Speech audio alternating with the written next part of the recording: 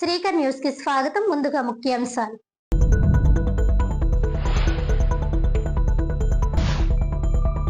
Ambedkar Nagar urban primary health centre development committee chairperson Chelluboina Suryanarayana Murthy ఆధ్వర్యంలో మహిళల్లో వచ్చే గర్భాశయ ముఖద్వార క్యాన్సర్ నివారణకు ఉచితంగా హెచ్పివి వ్యాక్సిన్.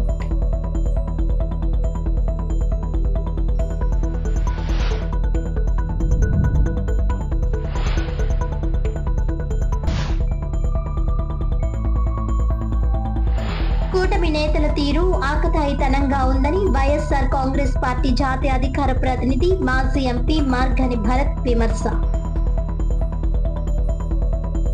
మహిళల ఆరోగ్యానికి కూటమి ప్రభుత్వం ప్రాధాన్యత ఇస్తుందని రాజమండ్రి నగర ఎమ్మెల్యే ఆదిరెడ్డి శ్రీనివాస్ అన్నారు.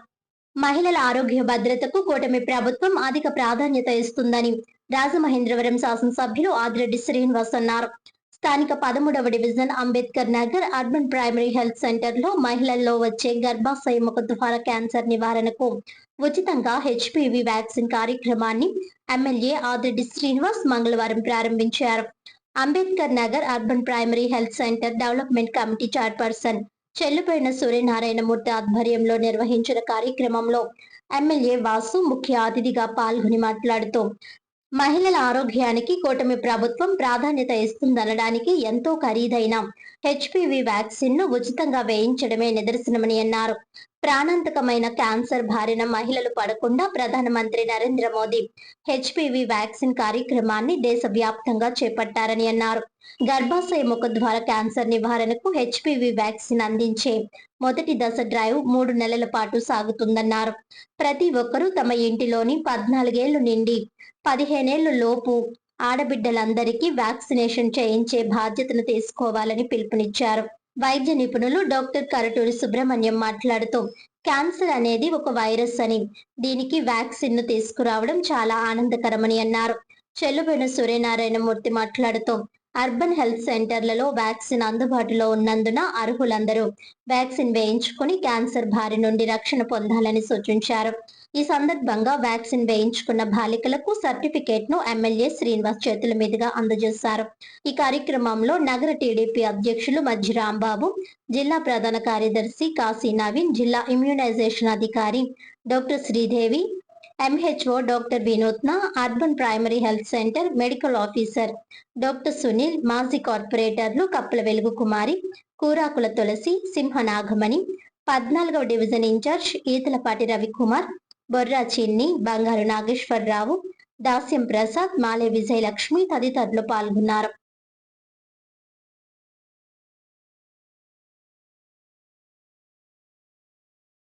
ప్రభుత్వం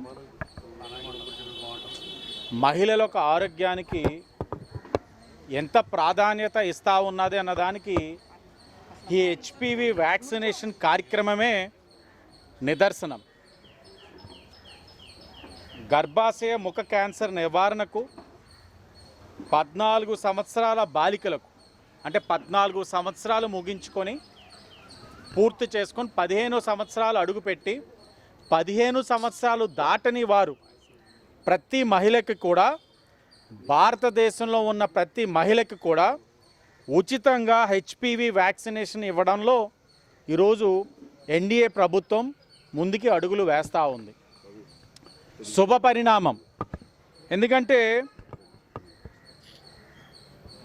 హెచ్పివి టైప్ 16, 18తో పాటు టైప్ 6, 11 రకాల వ్యాధుల నుంచి రక్షణ కల్పిస్తూ ఉంది ఈ వ్యాక్సిన్. Single dose. ఈ సింగిల్ డోస్ తోటి ఇవన్నిటి నుంచి కూడా నివారించుకునే కార్యక్రమం ఈ రోజున ముందుకు వెళ్తూ ఉంది. ఈరోజు మనం చూసినట్లయితే భారతదేశంలో రొమ్ము క్యాన్సర్ కాకుండా అత్యధికంగా మహిళలు ఇబ్బంది పడుతున్న వ్యాధి ఇంకొకటి ఏదైనా ఉందనంటే ఇదే. సుమారు సంవత్సరానికి 11,50,000 మంది భారతదేశంలో ఎఫెక్ట్ అవుతూ ఉన్నారు. అంటే మనం గమనించవచ్చు, ఈ హెచ్పివి వైరస్ టైప్ 16, 18 ద్వారా ఇంతమంది ఎఫెక్ట్ అవుతూ ఉన్నారు అని అంటే మనందరికీ తెలిసిన అంశమే. కుటుంబ వ్యవస్థ బలంగా ఉండాలి అని అంటే ఆ కుటుంబాన్ని నడిపే మహిళ చాలా ఆరోగ్యకరంగా ఉండాలి. ఆర్థికంగా మగవాడు సంపాదించి ఇస్తారు కానీ ఆ కుటుంబాన్ని మంచి చెడ్డలు చూస్తూ పిల్లల్ని పెంచుతూ భర్త ఒక మంచి చెడ్డలు యోగక్షేమాలు చూసేది మహిళ. అలాంటి మహిళ ఒక ఆరోగ్యం పట్ల అందరూ కూడా బాధ్యత వహించాలి. గతంలో ఏ ప్రభుత్వాలు కూడా ఇవి ఆలోచించలే.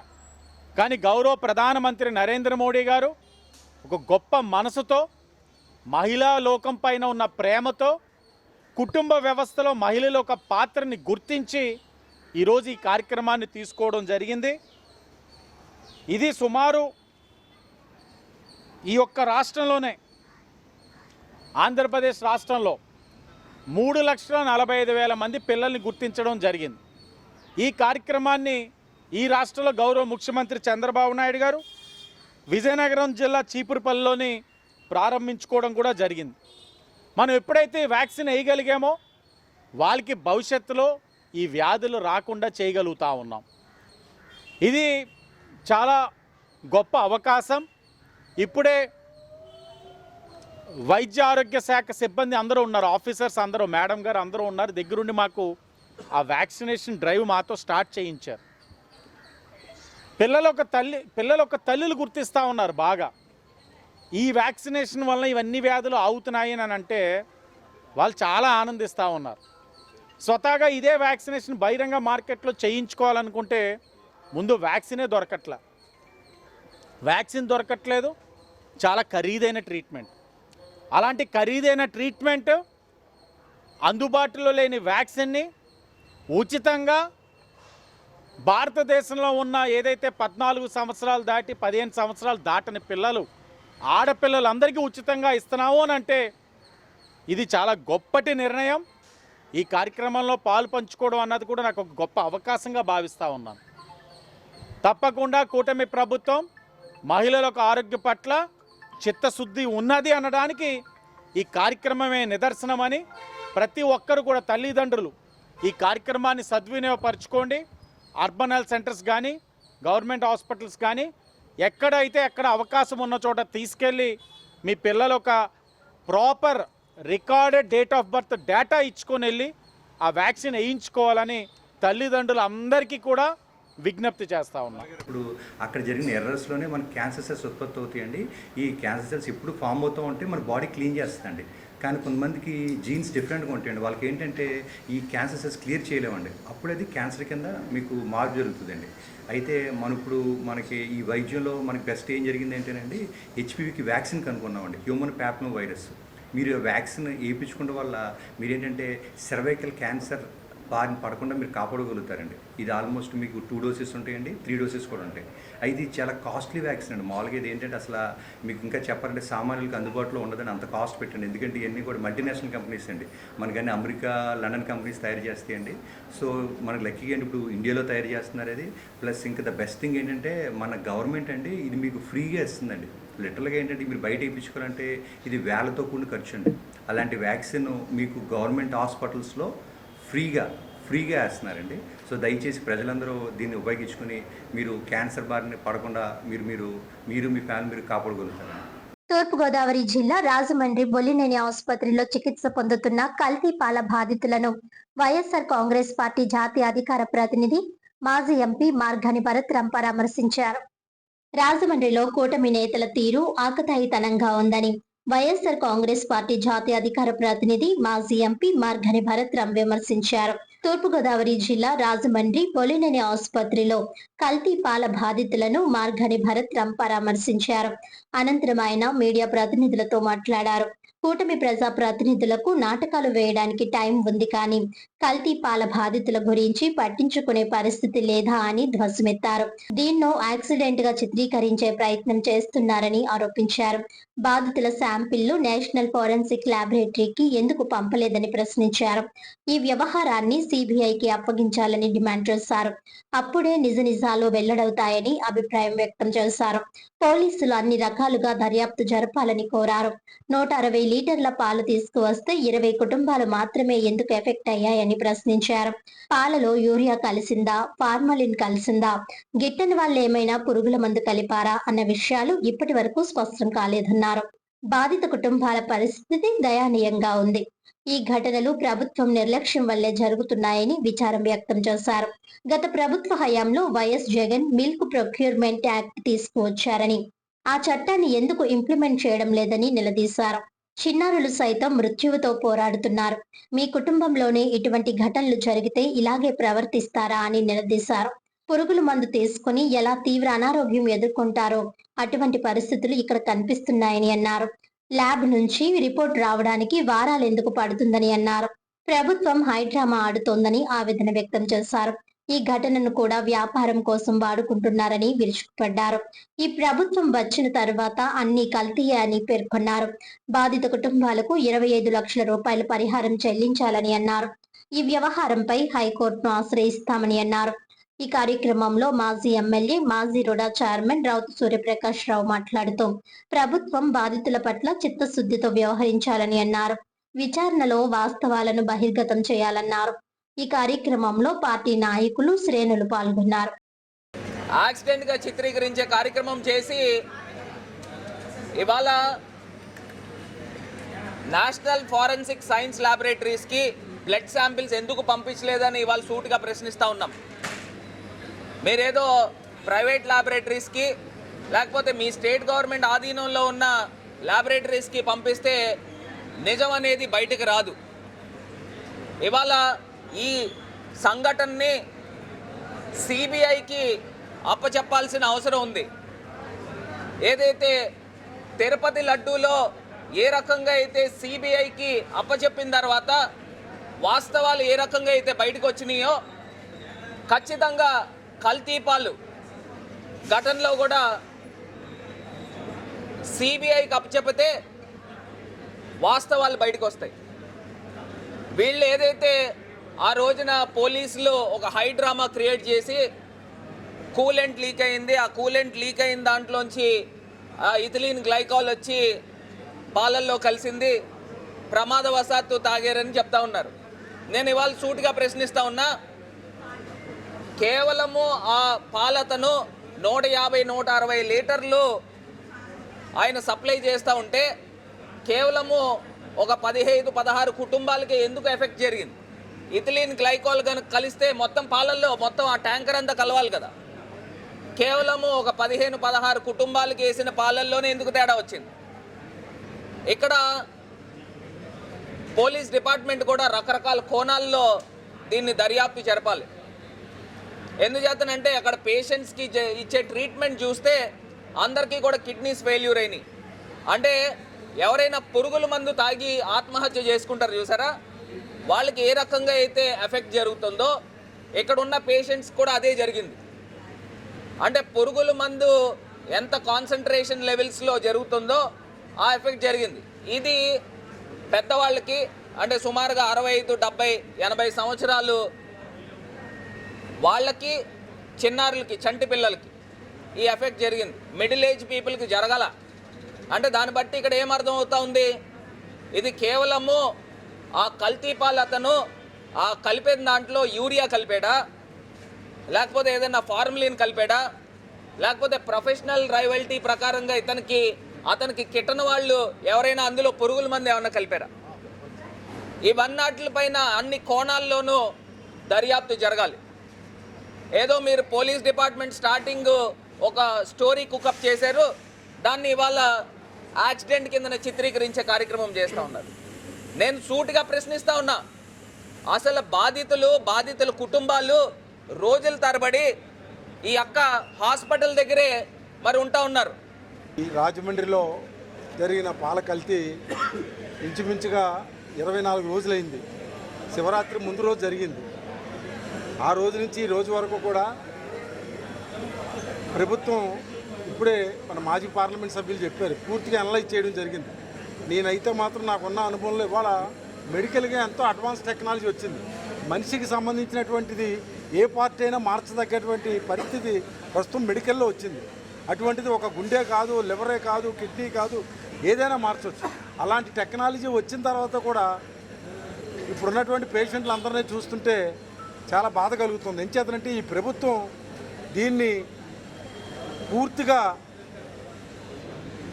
వాళ్ళు పేషెంట్లకి పూర్తిగా వైద్యాన్ని దీనికి ఇంతకన్నా బెటర్ వైద్యం ఎక్కడ ఉంటే కూడా తీసుకెళ్ళి అందించాల్సినటువంటి బాధ్యత ప్రభుత్వం మీద ఉంది. ఎంచేతనంటే ప్రభుత్వం దీనికి సంబంధించినటువంటి ఇవాళ మనం చూస్తాం, ఇప్పుడు చూస్తుంటే ప్రభుత్వం కంగారు పడి నీళ్ళు టెస్ట్ చేయండి, పాలు టెస్ట్ చేయండి, ఆయిల్ టెస్ట్ చేయండి అంటున్నారు. అంటే ఈ టెస్టుల వరకు కాకుండా ఇలాంటి ప్రమాదాలు మరలా జరగకుండా ఉండాలని అంటే మాత్రం ఈ ప్రభుత్వం పూర్తిగా అధికార యంత్రాంగాన్ని అవినీతిమైన నుంచి పూర్తిగా పరిపాలన వైపు దృష్టి సారించాలని అపార అనుభవం పరిపాలనలో మంచి అనుభవం పట్టున్నటువంటి వ్యక్తి అంటారు చంద్రబాబు గారు. అలాంటిది ఇవాళ ఇలాంటి సంఘటనలు జరిగినప్పుడు బాధ్యతాయుతంగా నాకైతే అనిపిస్తుంది ఆయన ఈ మరణాలకి పేటెంట్ తీసుకున్నాడేమో అనిపిస్తుంది. రాజమండ్రిలో ఒకప్పుడు పుష్కరాల్లో 30 మంది చనిపోవడం, ఓ పక్కన తూర్పుగోదావరి జిల్లాలో రాజమహేంద్రవరంలో పలు చోట్ల రాష్ట్ర ఫుడ్ కమిషన్ సభ్యురాలు గంజి మాలాదేవి ఆకస్మికంగా తనిఖీలు చేశారు. రాష్ట్ర ఫుడ్ కమిషన్ సభ్యురాలు గంజిమాలదేవి మంగళవారం రాజమహేంద్రవరం రూరల్ అర్బన్ పరిధిలో సంక్షేమ వసతి గృహాలు, మధ్యాహ్న భోజన పథకం, ఎంఎస్ఎల్ పాయింట్స్, చౌక ధరల దుకాణాన్ని విస్తృత స్థాయిలో ఆకస్మికంగా తనిఖీలు నిర్వహించారు. రాష్ట్ర ఫుడ్ కమిషన్ సభ్యురాలు గంజిమాలదేవి మంగళవారం రాజమహేంద్రవరం రూరల్ అర్బన్ పరిధిలో సంక్షేమ వసతి గృహాలు, మధ్యాహ్న భోజన పథకం, ఎంఎస్ఎల్ పాయింట్స్, చౌక ధరల దుకాణాన్ని విస్తృత స్థాయిలో ఆకస్మిక తనిఖీలు నిర్వహించారు. ఈ సందర్భంగా బొమ్మూరు రూరల్ పరిధిలోని 2 ఎఫ్పి షాపులు, 3 ఐసిడిఎస్ కేంద్రాలు, ZPH school, MPP school, MLS point Bommuru, అలాగే రాజమహేంద్రవరం రూరల్ పరిధిలోని AP tribal welfare residential hostel, Dowleswaram గ్రామంలోని డాక్టర్ బిఆర్ అంబేద్కర్ గురుకులం, ఎర్రకొండ గ్రామంలోని జెడ్పీహెచ్ స్కూల్ను సందర్శించి తనిఖీలు నిర్వహించారు. తనిఖీల సందర్భంగా విద్యార్థులకు అందజేస్తున్న మధ్యాహ్న భోజనం, అల్పాహారం, వసతి గృహాల్లో అందజేస్తున్న ఆహార పదార్థాల నాణ్యత, నిల్వ విధానం, వంటశాల పరిశుభ్రత తదితర అంశాలు పరిశీలించారు. విద్యార్థులకు సరైన పోషకాహారం అందుతుందా లేదా అనే విషయంపై సంబంధిత అధికారులతో సమీక్షించారు. విద్యార్థులతో ముఖాముఖి మాట్లాడి ప్రభుత్వ మార్గదర్శకాలకు అనుగుణంగా పోషక విలువలు కలిగిన ఆహార పదార్థాలు క్రమం తప్పకుండా అందించాల్సిన అవసరం ఉందని సూచించారు. వంటలు చేస్తున్న క్రమంలో చక్కగా ఆహార పదార్థాలు ఉడికేలా పర్యవేక్షణ చేయాలని స్పష్టం చేశారు. అలాగే బొమ్మూరు ఎమ్మెల్సీ పాయింట్ ను కూడా తనిఖీ చేసి అక్కడ నిల్వ ఉంచిన ధాన్యాల నాణ్యత, బరువు ప్రమాణాలు, పంపిణీ విధానంపై ఆరా తీశారు. ప్రజలకు నాణ్యమైన ఆహార ధాన్యాలు అందేలా అన్ని జాగ్రత్తలు తీసుకోవాలని సంబంధిత అధికారులకు దిశానిర్దేశం చేశారు.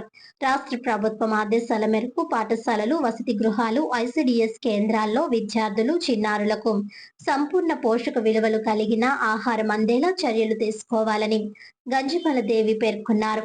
తనిఖీల అనంతరం లోపాలు ఉన్న చోట వెంటనే సరిదిద్దాలని, నాణ్యత విషయంలో ఎలాంటి రాజీ ఉండకూడదని అధికారులను ఆదేశించారు. చౌక ధరల దుకాణాల ద్వారా లబ్ధిదారులకు నిత్యావసర సరుకులు పంపిణీ చేసే సమయంలో తూకం విషయంలో ఖచ్చితత్వం పాటించడం అత్యంత అవసరమని ఫుడ్ కమిషన్ సభ్యురాలు గంజిమలదేవి పేర్కొన్నారు. ఈ పర్యటన నేపథ్యంలో ఫుడ్ కమిషన్ సభ్యురాలు వెంట జిల్లా స్త్రీ శిశు సంక్షేమాధికారి టి శ్రీదేవి, డిఎస్ఓ వి పార్వతి, జిల్లా గిరిజన సంక్షేమాధికారి కెఎన్ జ్యోతి, జిల్లా మేనేజర్ పౌర సరఫరాలు బి గణేష్ తదితరులు పాల్గొన్నారు.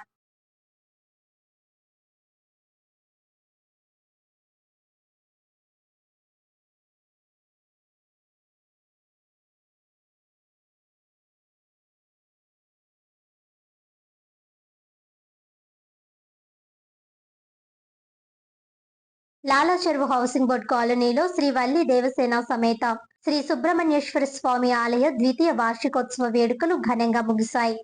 సుమారు 5,000 మంది భక్తులకు భారీ అన్న సమారాధన కార్యక్రమం జరిగింది.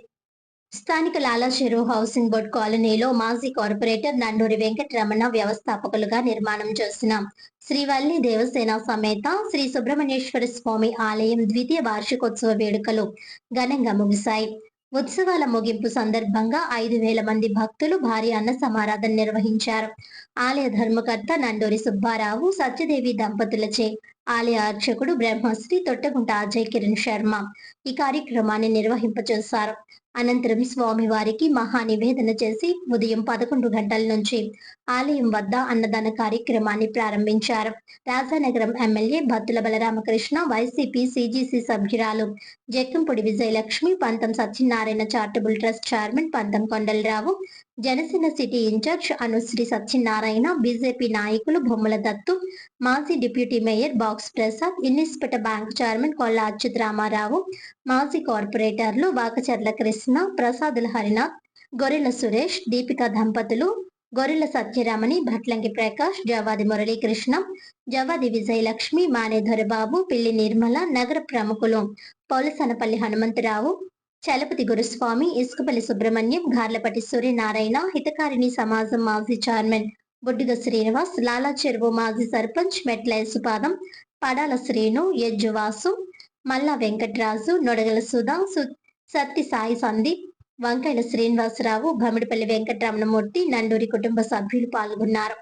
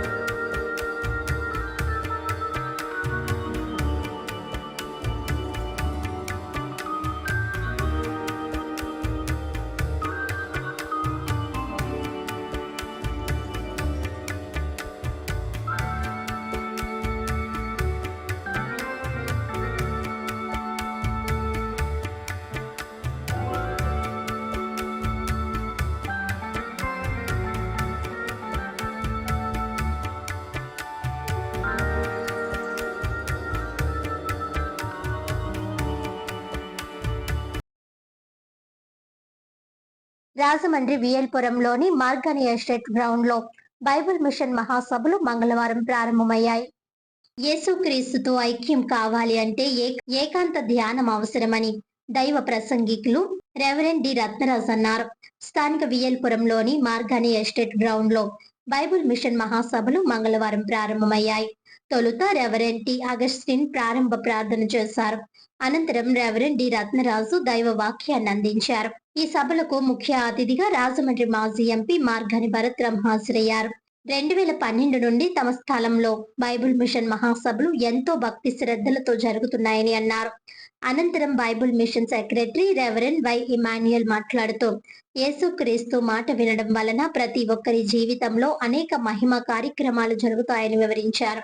మహాసభల convener reverend N Sharon Kumar, co convener Sudhan Sharon ఆధ్వర్యంలో ఏర్పాట్లు జరిగాయి. రెవరెండ్ కరుణానిధి ప్రార్థనతో మొదటి రోజు పగటిపూట ప్రార్థన ముగిసింది. మీ కుటుంబ సభ్యుడిగా మరి దేవుడు ఏ రకంగా కలిపాడో తెలియదు, కానీ ఎప్పుడైతే క్రైస్తవ సమాజంతో ఎప్పుడైతే అనుబంధం పెరిగిందో, నేను మామూలుగా మీతో పాటు సార్ చెప్పినట్టు 3 రోజుల సభలో ఆఖరి రోజు సభలో ఇప్పించే కార్యక్రమము మరి దేవుడు అవకాశం కల్పించినందుకు చాలా సంతోషపడతా ఉన్నా. ఇది ఒకటే కాదు, క్రైస్తవ సమాజానికి కూడా బరియల్ గ్రౌండ్, సమాధుల యొక్క స్థలాన్ని కూడా దేవుడు నా చేత, నేను ఎంపీగా ఉన్నప్పుడు నా చేత ఇక్కడ బొమ్మూరులో ఏర్పాటు చేయించినందుకు, ఇంకా భవిష్యత్తు కాలంలో ఖచ్చితంగా నేను మీ కుటుంబ సభ్యుడిగా మీ అందరికీ కూడా ఉపయోగపడే విధంగా దేవుడు ఆశీర్వదించాలని, మీ అందరి యొక్క ఆశీర్వాదాలు ఎల్లప్పుడూ జగనన్న పైన, వైఎస్ఆర్ కాంగ్రెస్ పార్టీ పైన, మా పైన ఉండాలని మనస్ఫూర్తిగా కోరుకుంటూ, మరి అదేవిధంగా నాతో పాటు ఉదయం 10 గంటలకు సాయంకాలం 6 గంటలకు మార్గాని ఎస్టేట్లో బైబిల్ మిషన్ పుట్టినింటి మహాసభలు జరుగుతూ ఉన్నాయి. అంచేత అందరూ ప్రార్థించండి, అందరూ రండి, దైవాశీర్వాదములు పొందండి. దైవజనులు దేవదాసయ్య గారు ప్రారంభించిన ఈ సభలు ఆగిపోకుండా మా తండ్రి గారు సుదర్శన్ రావయ్య గారు కొనసాగించారు. ఆ పిమ్మట మాకు ఈ కార్యక్రమాలు మా యొక్క తండ్రి గారి ద్వారా ప్రభు అప్పగించగా, మరి గొప్ప సహకారులు భరత్ గారు లాంటి వారి గొప్ప గౌరవనీయులను దేవుడు మాకు అండగా ఉంచి చక్కగా ఈ కార్యక్రమాలు నిర్వర్తించుకోవడానికి గొప్ప ప్రేమ, సహాయ సహకారాలు వారు కనబరిచారు కనుక మరి సమయంలో మన మధ్యకు వాక్యోపదేశకులుగా వారి యొక్క కృపయు సమాధానం చేరిన మనందరకు అనుగ్రహించి నడిపించును గాక. ప్రియులారా, దేవుని యొక్క పిల్లలారా, మరి సంఘము, క్రైస్తవ సంఘము ఈ దినాలలో శిలువ ధ్యానములు, యేసుక్రీస్తు వారు మానవుల కొరకు అనుభవించిన శ్రమలను ధ్యానిస్తూ ఆ శ్రమకాల ధ్యాన కూటములు ఏర్పాటు చేసుకుని నడిపించబడుతూ ఉన్నారు. ఇది సంఘం యొక్క ఆశీర్వాదం కొరకు ప్రత్యేకంగా ఏర్పాటు చేయబడిన ప్రత్యేకమైన రోజులు. ఆ రోజులలో ఈ సభలు ఏర్పాటు చేసుకోవడం ఎంతో ధన్యకరమైన స్థితి. అందుచేత ఈరోజు నేను శిలువ ధ్యానం మీద కొన్ని మాటలు వివరించాలని ఆశపడుతూ ఉన్నాను.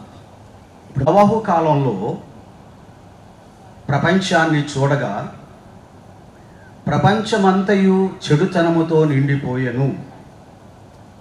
8వ అధ్యాయము 7వ అధ్యాయము ఈ విషయాలు మనకు కనబడుతూ ఉన్నాయి. అందుచేత దేవుడు చాలా బాధపడి వార్తలోని ముఖ్యాంశాలు మరోసారి.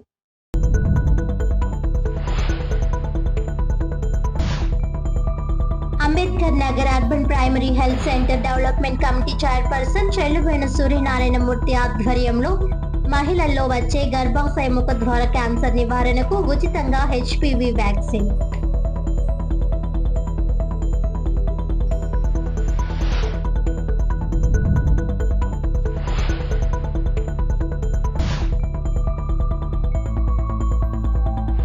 కూటమి నేతల తీరు ఆకతాయితనంగా ఉందని వైఎస్ఆర్ కాంగ్రెస్ పార్టీ జాతీయ అధికార ప్రతినిధి మాజీ ఎంపీ మార్గని భరత్ విమర్శ. ఈనాటి వార్తలు ఇంతటితో సమాప్తం. తిరిగి వచ్చే బులెటిన్లో మళ్ళీ కలుద్దాం. అంతవరకు సెలవు. నమస్కారం.